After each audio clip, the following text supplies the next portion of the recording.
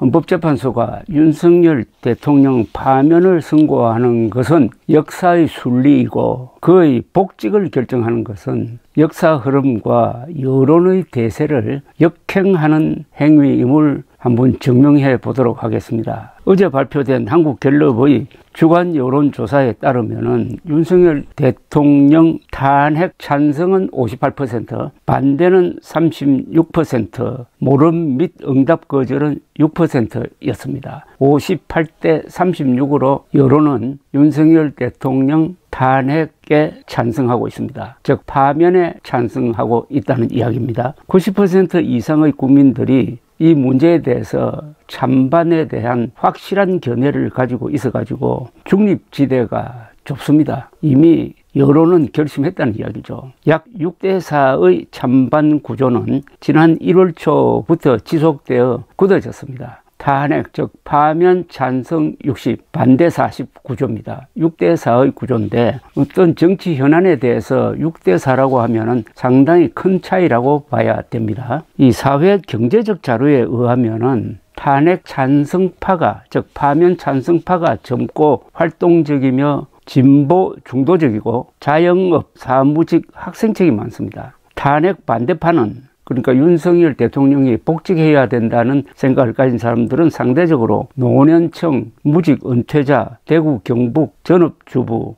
그리고 보수층이 상대적으로 많습니다. 20대, 30대가 윤석열 세력의 광장 집회에 많이 나온다고 하지만은 그 연령층에서도 탄핵 찬성이 아주 높습니다. 지역적으로는 대구, 경북을 제외한 전 지역에서 탄핵 찬성이 압도적입니다. 특히 수도권에서 60대 35의 비율로 탄핵 찬성이 높습니다. 연령 분포로는 70대 이상에서만 탄핵 반대가 높습니다. 70대 이상에서만 탄핵 반대가 높습니다. 특히 30대, 40대, 50대에서는 탄핵 찬성이 압도적입니다. 18세에서 29세 층에서는 탄핵 찬성 56, 탄핵 반대 25의 구도입니다. 이념적으로는 보수의 26%, 중도의 64%, 진보의 95%가 탄핵 찬성입니다. 보수는 분열되고 진보는 단결하고 중도는 진보 쪽으로 기울었습니다. 탄핵 반대 세력은 극단화하면서 포위당하고 있는 모습입니다. 계엄 사태의 본질은 윤석열 대통령의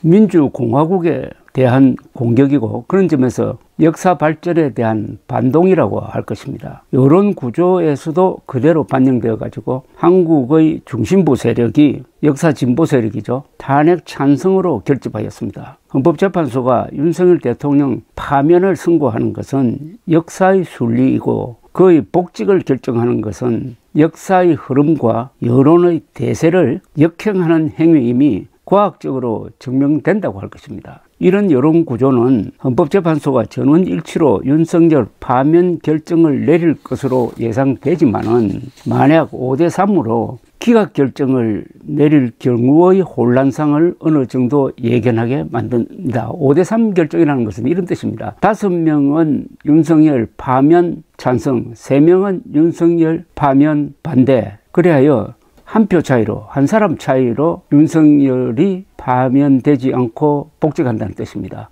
헌법재판소에서 윤석열 파면 결정을 내리려면 5명으로는 모자라고 6명의 판사들이 찬성을 해야 됩니다.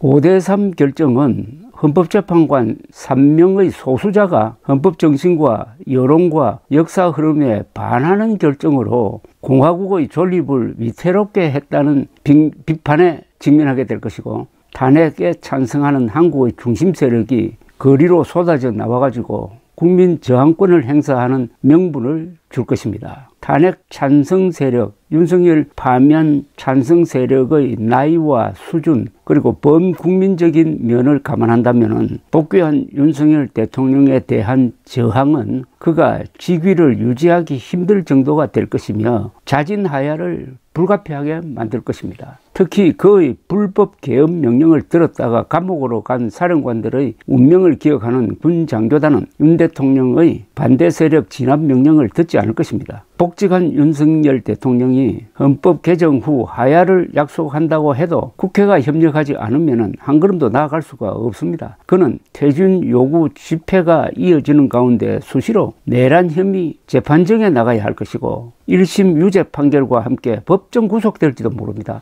내란 우두머리 혐의자가 대통령과 국군 통수권자를 겸하는 상황은 좀비 영화에서도 상상하기 어렵습니다. 그런 사람이 오는 가을에 있을 에이펙 정상회의의 호스트 역할을 하는 모습은 사이코 드라마에나 어울립니다. 그래서 8대0 파면 결정은 역사의 순리이고 대세라고 보는 것입니다. 기각 결정은 한국의 바나나 공화국화, 즉 남미화의 지옥문을 열게 될 것입니다.